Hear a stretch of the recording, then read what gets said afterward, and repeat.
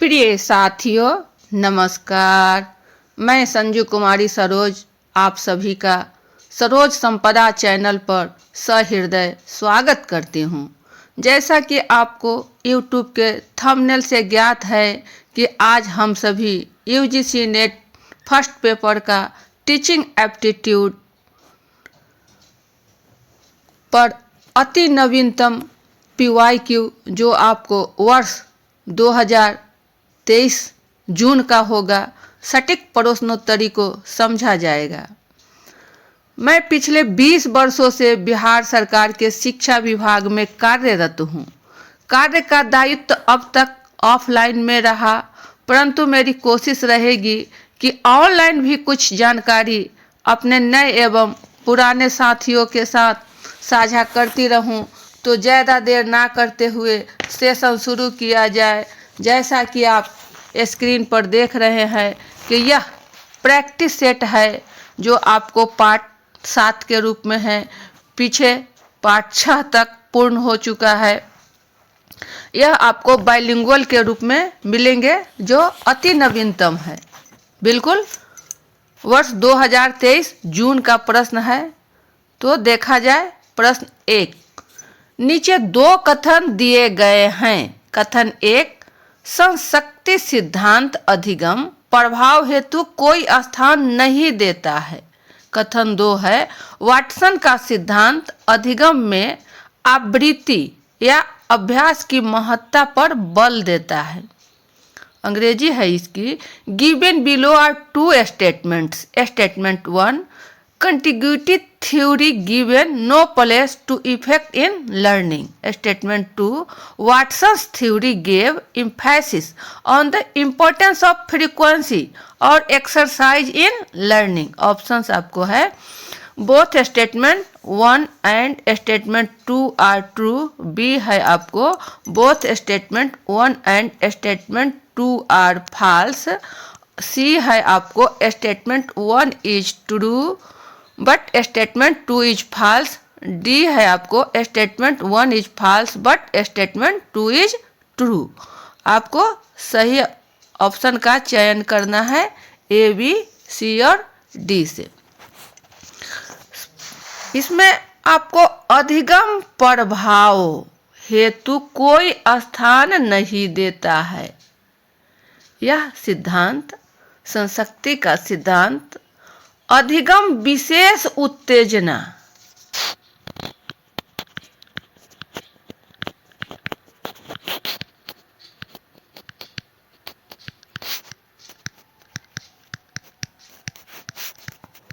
एवं प्रतिक्रिया के बीच संबंध का यह रिजल्ट है, परिणाम है। अधिगम विशेष उत्तेजना और प्रतिक्रिया का संबंध का यह परिणाम है। अधिगम प्रभाव के लिए कोई स्थान नहीं होता है। प्रभाव के लिए जब किसी कार्य को बार बार दोहराया जाता है, अगेन एंड अगेन, तो यह फ्रीक्वेंसी, आवृत्ति, बार बार आवृत्ति, यह दोहराया जाना ही अधिगम के लिए अनुकूलित हो जाता है।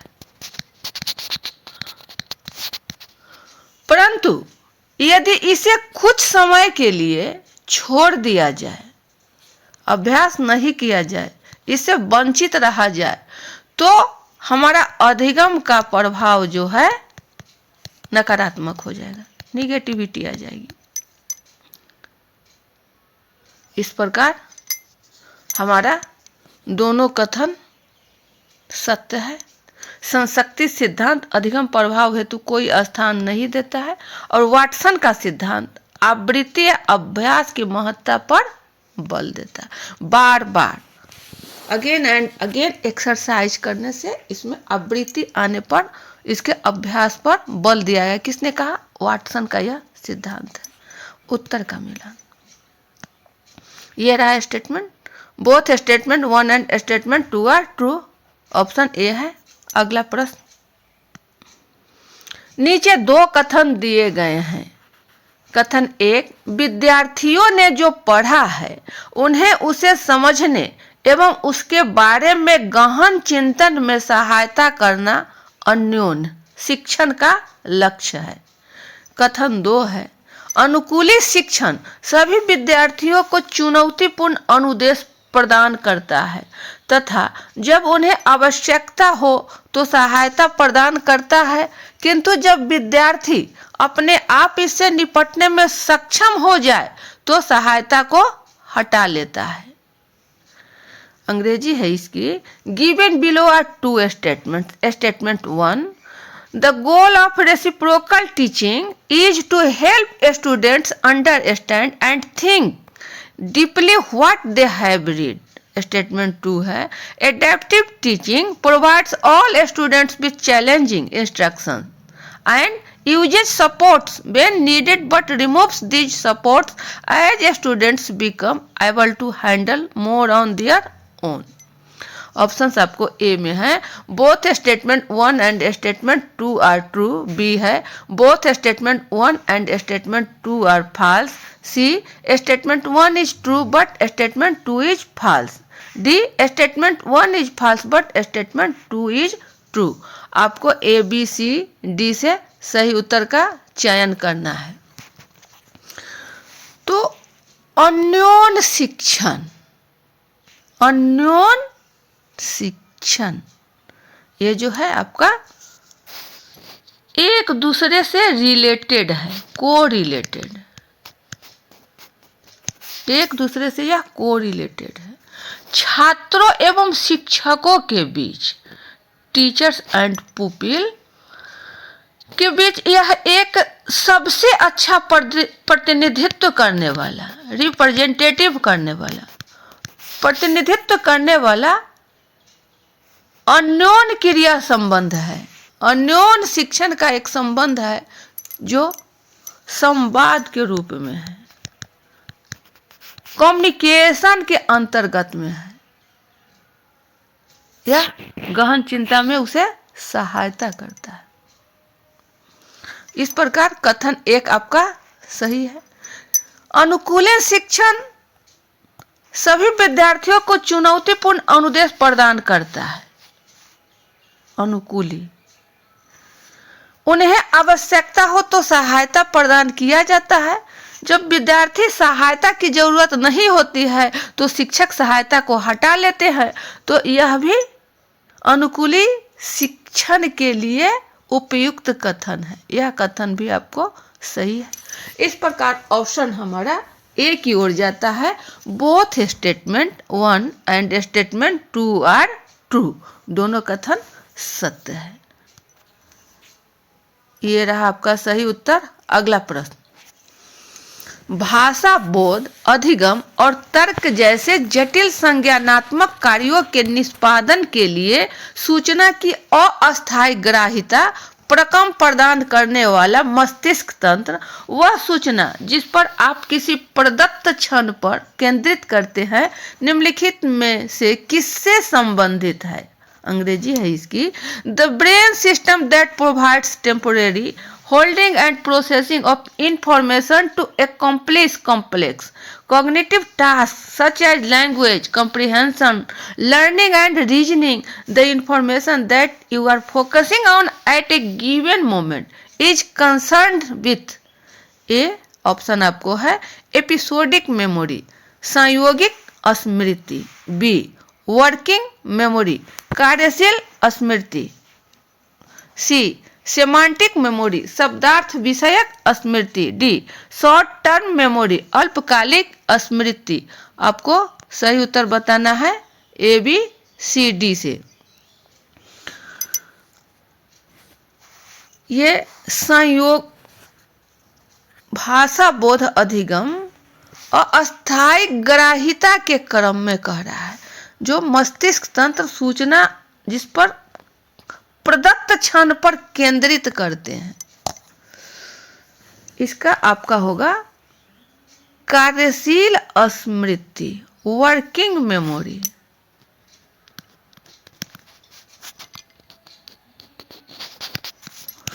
ये जो है आपको एक प्रकार की अल्पकालिक स्मृति है, शॉर्ट टर्म मेमोरी है, जो समझ, अंडरस्टैंडिंग, समस्या, प्रॉब्लम, तर्क, लॉजिक एवं सीखने जैसे संज्ञानात्मक कार्यों, कॉग्निटिव वर्क को पूरा होने के अस्थायी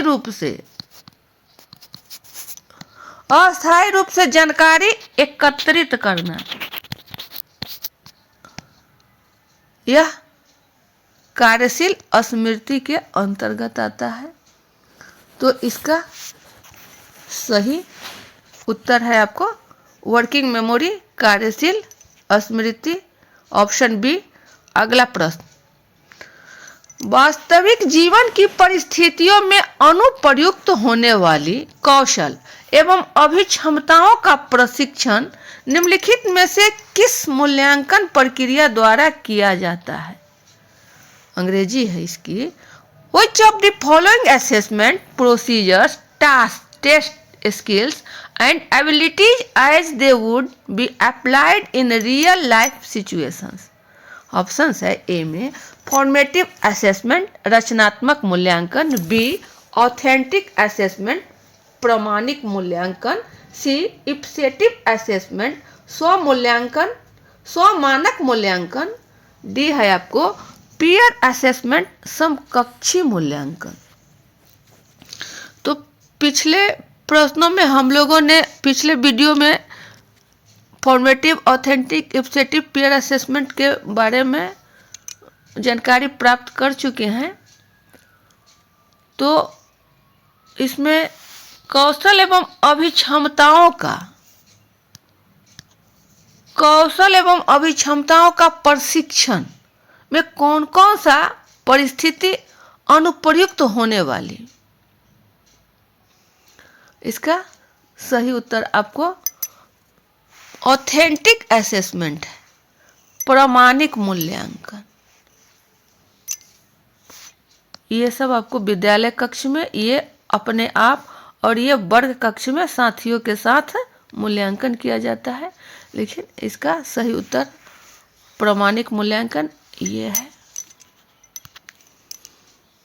ये रहा आपका सही उत्तर। अगला प्रश्न, सहकारी अधिगम के तत्व निम्नलिखित में से कौन से हैं? ए व्यक्तिगत उत्तरदायित्व, बी सकारात्मक परस्पर निर्भरता, सी प्रोत्साहक अन्योन्य क्रिया, डी सामाजिक कौशल, ई सामूहिक परिक्रमण। Which of the following are the elements of comparative learning? Individual accountability, B है आपको पॉजिटिव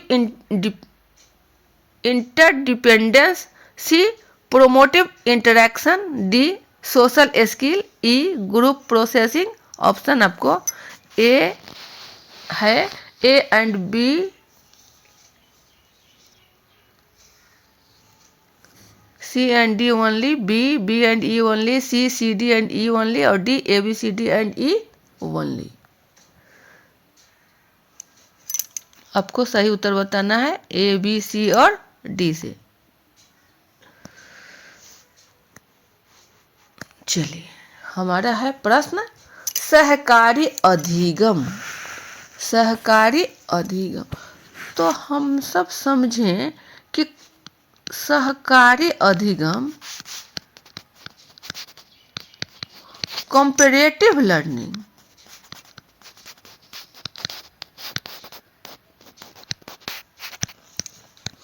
यह जो है एक आदर्श अवधारणा है। शिक्षण के लिए सहकारी अधिगम एक आदर्श अवधारणा है। इसमें साथ मिलकर काम करने और सहयोग करने के माध्यम से, सहयोग एवं साथ मिलकर काम करने के माध्यम से यह सहकारी अधिगम होता है। इसमें सामाजिक एवं आर्थिक प्रगति होनी चाहिए। आर्थिक प्रगति होनी चाहिए। तो हमारा सहकारी अधिगम। व्यक्तिगत उत्तरदायित्व, यह कथन आपका सही है। सकारात्मक परस्पर निर्भरता, एक दूसरे पर हम कोरिलेटेड रहेंगे, यह भी हमारा कथन सही है। प्रोत्साहक अन्योन्य क्रिया, एक दूसरे को प्रोत्साहन भी मिलना चाहिए कि आप जो भी सहयोग कर रहे हैं, जो भी मिलकर कार्य कर रहे हैं, वह सही है।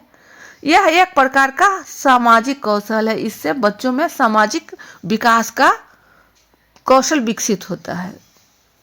सामूहिक परिक्रमण, ग्रुप प्रोसेसिंग, यह भी कथन आपको सही है।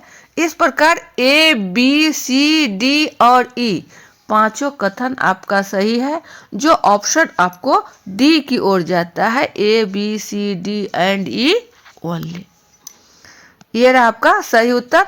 अगला प्रश्न, मूल्यपरक शिक्षा के सफल क्रियान्वयन के पीछे निम्न में से कौन कौन से सिद्धांत सम्मिलित हैं? ए दृढ़ विश्वास, बी संबंधन, सी आलोचनात्मक चिंतन, डी प्रतिबद्धता, ई है आपको साहस।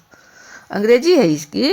विच of the following are the encompassing principles underlying the successful implementation of value education? A conviction, B connection, C critical thinking, D commitment, E courage। Options है आपको ए में A C and D only, B B C and E only, C A B D and E only, D है आपको A B C and E only। आपको सही option इसमें से चयन करना है A B C और D से। तो जैसा कि आपको बता दें कि मूल्यपरक शिक्षा के यह जो प्रश्न है, आपको यूजीसी द्वारा इसे मूल्यांकन से बाहर कर दिया गया है। इसे मूल्यांकन से बाहर कर दिया गया, इस क्वेश्चन को ड्रॉप आउट किया गया है। यह आयोग द्वारा सही उत्तर नहीं चयन किया गया है, लेकिन अगले परीक्षा में इसे पूछे जाने की प्रबल संभावना है। तो इसे थोड़ा समझ लिया जाए कि मूल्यपरक शिक्षा क्या है, इसकी अवधारणा क्या है, यह कैसे फिर अगले प्रश्न का इसका समाधान किया जाएगा। तो इसे समझा जाए। अवधारणा,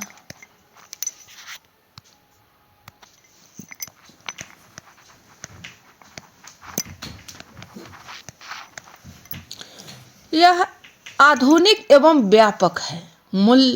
मूल्यपरक शिक्षण जो है आपको एक प्रकार का आधुनिक एवं व्यापक है। इसमें शिक्षा से संबंधित, जिसमें सामाजिक, सांस्कृतिक, आध्यात्मिकता के साथ नैतिक मूल्यों को एकत्रित किया जाता है, समाहित किया जाता है। तो यह मूल्यपरक शिक्षा है, जिससे छात्रों में सामाजिक मूल्यों का ज्ञान विकसित कराया जाता है।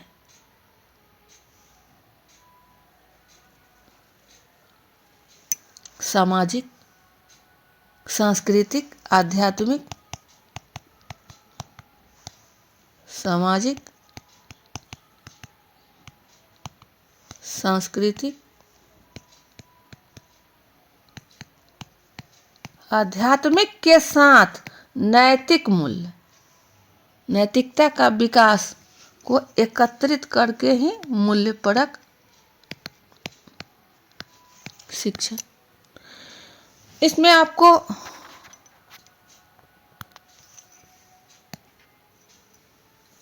ये जो ऑप्शन है दृढ़ विश्वास,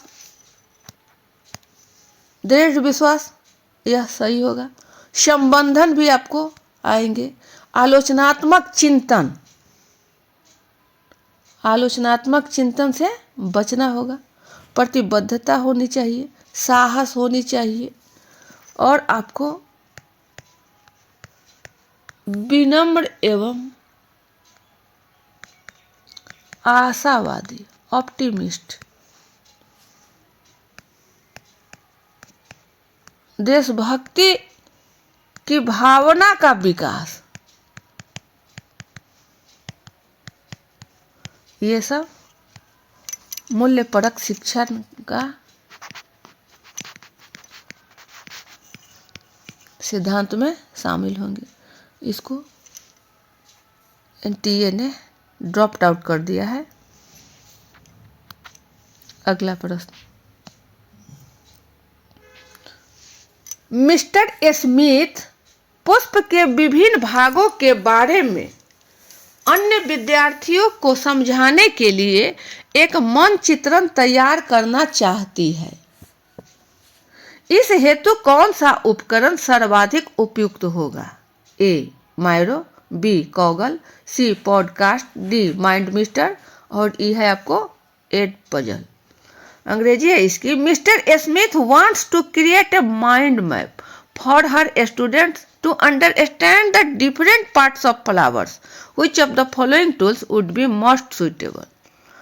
A Miro, B Google, C podcast, D MindMeister और ई है आपको एडप्जल। ऑप्शन से आपको सही कथन को मिलान करके ए बी सी डी चयन करना है। सही क्या होंगे?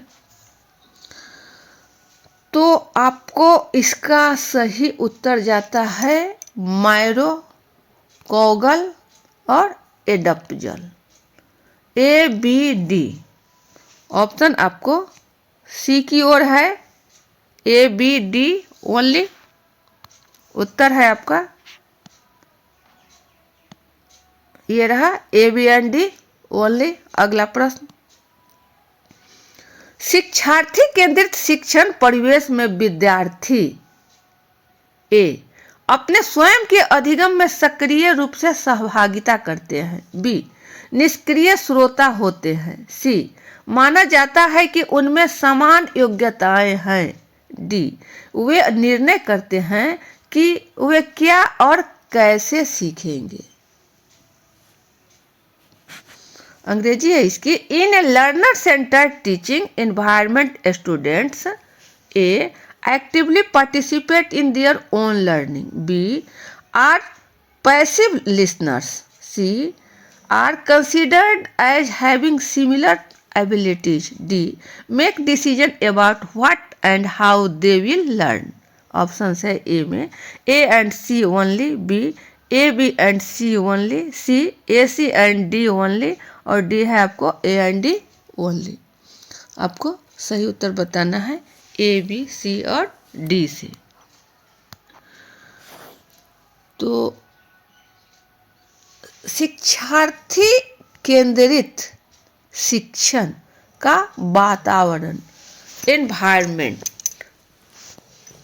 ये आपको अपने स्वयं के अधिगम से सक्रिय रूप से सहभागिता करते हैं। कौन करते हैं? लर्नर करते हैं, विद्यार्थी करते हैं। जो स्वयं सीखना चाहते हैं वह सहभागिता लेते हैं। तो यह आपका लर्नर सेंटर्ड है, स्टूडेंट सेंटर्ड, ये आपका कथन सही है। बी कथन है आपको निष्क्रिय श्रोता होते हैं, नहीं, यह कथन आपका गलत है। जब लर्नर पैसिव में हो जाएंगे तो वह आपको टीचर सेंटर्ड होंगे, न कि स्टूडेंट सेंटर्ड। यहाँ निष्क्रिय न होकर सक्रिय होना चाहिए। एक्टिव लर्नर के रूप में यदि स्टूडेंट हैं तो वह आपको स्टूडेंट सेंटर्ड है। ये कथन निष्क्रिय श्रोता होते हैं, इसमें आपको टीचर सेंटर्ड हो जाए, ये कथन आपका गलत है। सी है माना जाता है कि उनमें समान योग्यताएं हैं, यह कथन भी आपको गलत है। जब समान योग्यताएं होंगे तो लर्नर स्टूडेंट में डिफरेंट कहाँ होंगे। डी है आपका वे निर्णय करते हैं कि वे क्या और कैसे सीखेंगे, यह कथन आपका सही है कि कैसे सीखा जाए और क्या सीखा जाए। यह आपको स्टूडेंट सेंटर्ड है, लर्नर सेंटर्ड है। तो हमारा ए और डी कथन सही है, जो ऑप्शन आपको डी की ओर जाता है, ऑप्शन डी। यह आपका सही उत्तर। अगला प्रश्न, शिक्षक विद्यार्थियों को निम्नलिखित में से किसमें संलग्न करने के लिए स्मृति विज्ञान रणनीतियों का प्रयोग करते हैं। ए है आपको विज्ञान परक जांच, बी सूचना को स्मरण और आत्मसात करना, सी प्राक्कलनों का परीक्षण, डी समस्या हल करना और लेखन गतिविधियां। अंग्रेजी है इसकी। Teachers are mnemonics strategies for student to engage in a scientific inquiry, memorising and assimilating information, C testing of hypothesis, D है problem solving and writing activities. आपको सही उत्तर बताना है ए, बी, सी और डी से। प्रश्न हमारा है कि स्मृति विज्ञान रणनीति निमोनिक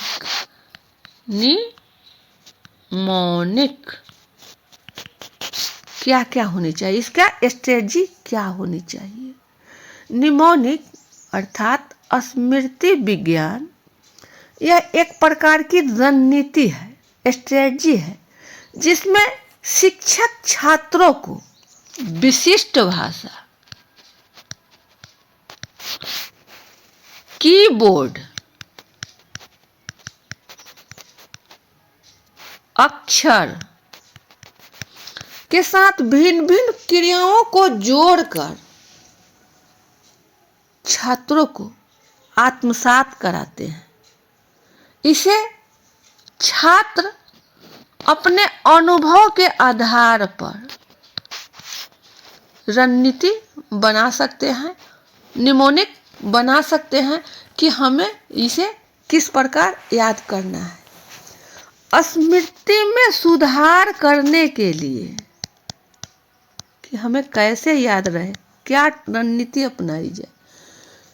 उपयोग की जाने वाली रणनीति जो छात्रों की जानकारी को याद रखने में मदद करती है, वो है हमारा निमोनिक। इसमें वर्णमाला को, बच्चों के लिए वर्णमाला को प्रायः याद करने के लिए गीत संगीत के साथ जोड़ दिया जाता है, अर्थात उन्हें याद को करने में सुधार होगी और हमेशा के लिए मेमोरी में बना रहे, वह निमोनिक है। जैसे एक छोटा सा उदाहरण से समझा जाए, तिरंगा झंडा, ये जो तिरंगा शब्द है इसमें 3 रंग है। 3 रंग में आपको आते हैं केसरिया, सादा और हरा। ये बच्चा आसानी से झंडे को देखते हैं और झंडा के रंग को भी पहचानते हैं। तो उन्हें यदि कहा जाए कि कौन से चीज खाने वाले में केसरिया रंग आता है, तो इसमें आपको केला, पपीता, गाजर, आम आदि रंग के रूप में केसरिया मिलता जुलता रंग आएंगे। तो इस प्रकार बच्चों को आसानी से समझाया जाए कि केला, पपीता, गाजर, आम, ये सब में आपको प्रचुर मात्रा में विटामिन की मात्रा है, इसमें प्रोटीन की मात्रा है, जो हमारे शरीर के लिए बहुत ऊर्जा प्रदान करता है। सादा, उजला रंग, उजला रंग में क्या आ जा रहे हैं, तो आपको दूध, अंडा, जो बच्चे को सेवन करने के लिए बहुत जरूरी है। तो दूध, अंडा, इन सब में आपको कैल्शियम, प्रोटीन आदि समाहित होते हैं। तो बच्चों को यह रंग के द्वारा, हरा विटामिन ए का स्रोत है, यह साग सब्जी, पालक आदि में प्रचुर मात्रा में, भरपूर मात्रा में पाया जाता है। तो इस निमोनिक से बच्चे याद रख सकते हैं कि तिरंगा झंडा वाले जो खाना है, जो रंग है, वो शरीर के लिए सेहतमंद है, ऊर्जा प्रदायी है। यह स्मृति विज्ञान के अंतर्गत है। यह आपको निमोनिक है, जो कैसे याद करें। जब शिक्षक द्वारा दी गई निमोनिक से बच्चे आत्मसात कर लेते हैं तो उनकी अपनी चीज हो जाती है। भविष्य में बच्चे भी इन्हीं रणनीतियों के आधार पर अपने अनुभव को जोड़कर नए नए निमोनिक्स बनाते हैं और उन्हें याद करते हैं। तो हमारा सही उत्तर है आपको सूचना को स्मरण और आत्मसात करना। सूचना को स्मरण और आत्मसात करना, मेमोराइजिंग एंड एसिमिलेटिंग इंफॉर्मेशन, ये आपका निमोनिक का सही उत्तर है। तो वीडियो ज़्यादा लंबा न बने, सेशन को यहीं बाइंड अप किया जाता है। अगले सेशन में पुनः हम सब अच्छे अच्छे प्रश्नों के साथ उपस्थित होंगे और प्रश्नोत्तरी को समझा जाएगा। तब तक के लिए